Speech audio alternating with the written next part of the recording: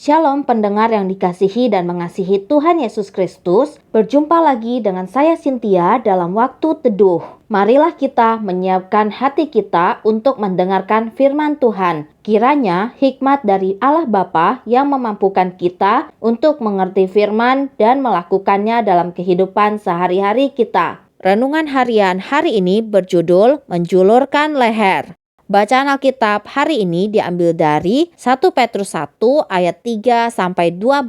Demikian firman Tuhan. Terpujilah Allah dan Bapa Tuhan kita Yesus Kristus yang karena rahmat-Nya yang besar telah melahirkan kita kembali oleh kebangkitan Yesus Kristus dari antara orang mati kepada suatu hidup yang penuh pengharapan, untuk menerima suatu bagian yang tidak dapat binasa, yang tidak dapat cemar, dan yang tidak dapat layu, yang tersimpan di sorga bagi kamu, yaitu kamu yang dipelihara dalam kekuatan Allah karena imanmu, sementara kamu menantikan keselamatan yang telah tersedia untuk dinyatakan pada zaman akhir. Bergembiralah akan hal itu, sekalipun sekarang ini kamu seketika harus berduka cita oleh berbagai-bagai pencobaan. Maksud semuanya itu ialah untuk membuktikan kemurnian imanmu yang jauh lebih tinggi nilainya daripada emas yang fana, yang diuji kemurniannya dengan api, sehingga kamu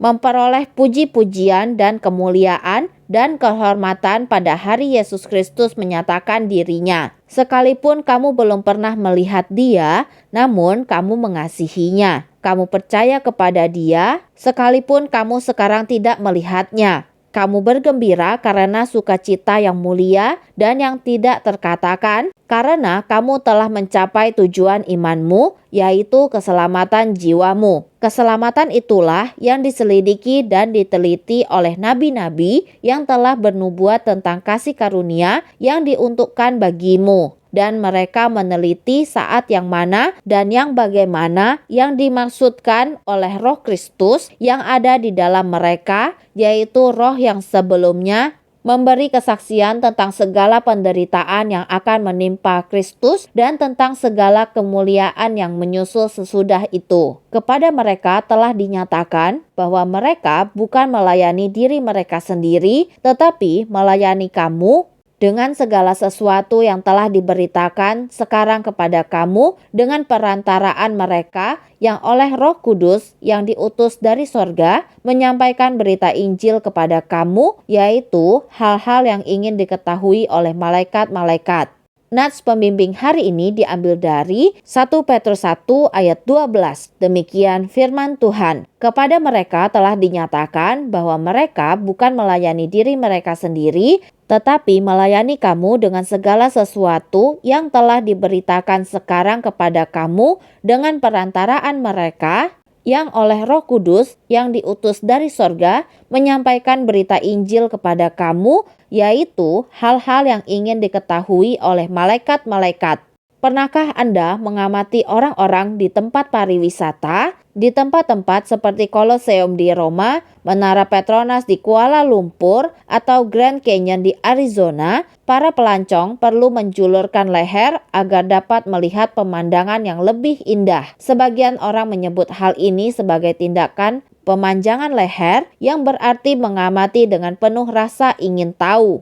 Alkitab menyatakan bahwa pesona semacam itu juga ada di tempat-tempat di surga. Rasul Paulus membuka tirai surga agar kita dapat melihat para malaikat yang menatap dengan penuh rasa ingin tahu atas rencana penebusan Allah. Hal-hal yang ingin diketahui oleh malaikat-malaikat. 1 Petrus 1 ayat 12. Kata Yunani yang diterjemahkan ingin tahu berarti membungkuk dan mencermati dengan penuh rasa ingin tahu. Namun, mengapa para malaikat sangat terpesona oleh keselamatan manusia? Penjelasan yang paling mungkin untuk itu adalah mereka mengagumi cara Allah yang mengherankan dalam memecahkan masalah dosa. Efesus 3 ayat 8-12. Salib adalah sarana yang melaluinya Allah menyerahkan putranya sebagai pengganti yang tepat demi membayar hukuman dosa, sementara Dia menegakkan standar kudusnya. Roma 3 ayat 19-31. Kini Allah memberikan penebusan bagi siapapun yang bertobat, percaya, dan menerima penebusan. Bersyukurkah Anda atas keselamatan Anda? Para malaikat bersyukur. Mereka bersorak setiap kali seorang pendosa bertobat dan beriman kepada Kristus. Lukas 15 ayat 10. Aku memandang salib di Kalvari, betapa ajaibnya karya ilahi. Terbayang kekayaan yang disediakannya bagiku, harta karun surga menjadi milikku. Salib Kristus adalah jembatan antara Allah dan manusia. Demikianlah renungan harian hari ini. Sampai jumpa lagi pada kesempatan berikutnya. Tuhan Yesus memberkati kita semua.